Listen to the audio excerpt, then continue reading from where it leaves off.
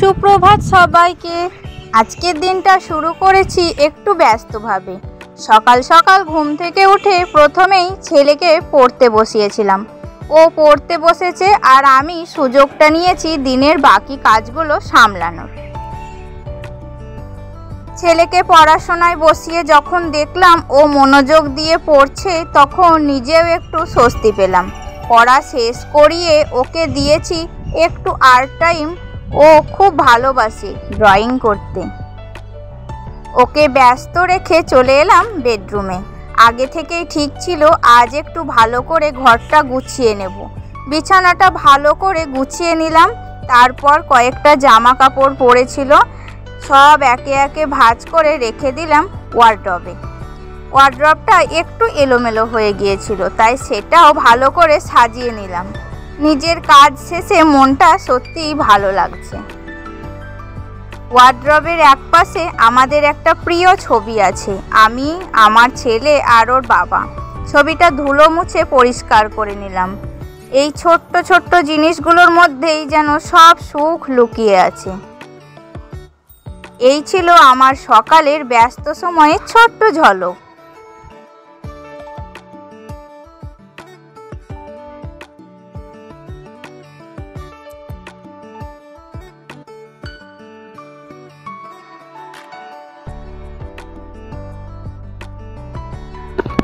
ঘর গুছিয়ে এবার নজর দিলাম শোকেসের দিকে।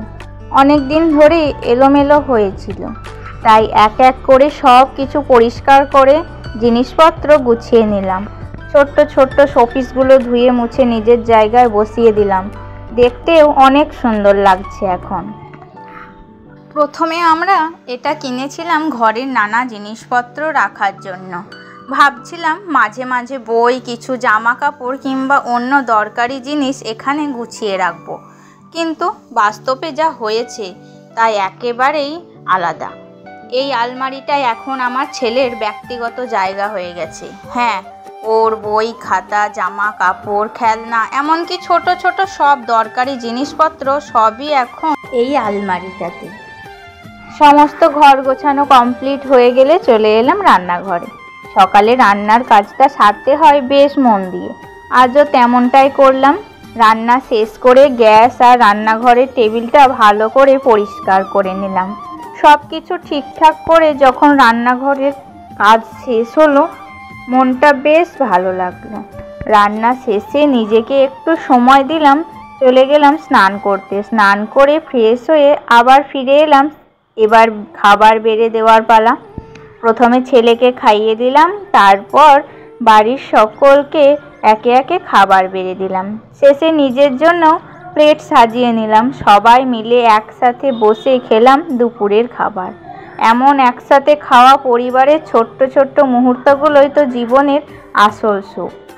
এটা ছিল আমার সকালের কাজকর্মের পর দুপুর পর্যন্ত এক ঝলক দিন। এই একসাথে খাওয়া পরিবারের সঙ্গে সময় কাটানোর সবচেয়ে সুন্দর মুহূর্তগুলোর মধ্যে একটা। খাওয়ার পর একটু রেস্ট নিলাম, আর তাতেই মনটা যেন একদম ফ্রেশ হয়ে গেল। রেস্টের পর চলে গেলাম বিকেলের হাওয়া নিতে ছাদের উপরে। সকাল থেকে সূর্যি মামার এত গরম যে জীবনটা মনে হচ্ছে হাঁসফাঁস করে বেরিয়ে যাচ্ছিল, তাই ছাদের উপর এসে একটু প্রকৃতির মিষ্টি হাওয়ায় মনটাকে ফ্রেশ করে নিতে এলাম। ছাদে উঠে দেখি গাছগুলো সব রোদ্রে একটু শুকিয়ে যাচ্ছে, তাই এক এক করে সবার গায়ে জল ঢেলে দিলাম। একটু যত্ন করলাম, গাছগুলোরও সবুজ পাতা যেন আবার প্রাণ ফিরে ফেলে। হঠাৎ দেখি পাশেই কোথাও সৎসঙ্গ হচ্ছে। ছাদ থেকেই তার কিছুটা দেখতে পেলাম, মনটা ভরে গেল। এই সুন্দর মুহূর্তটা বন্ধুদের সাথে শেয়ার করলাম। এই ছিল আমার সকাল থেকে দুপুর পর্যন্ত এক টুকরো দিন। তোমাদের কেমন লাগলো বলো তো? ভিডিওটি ভালো লাগলে লাইক, কমেন্ট আর শেয়ার করতে ভুলো না। দেখা হবে পরের ভিডিওতে। ততদিন ভালো থেকো, সুস্থ থেকো। আর আমার মতো আরও সুন্দর সুন্দর ভিডিও যদি তোমরা দেখতে চাও, তাহলে অবশ্যই আমার চ্যানেলটিকে সাবস্ক্রাইব করে রেখো।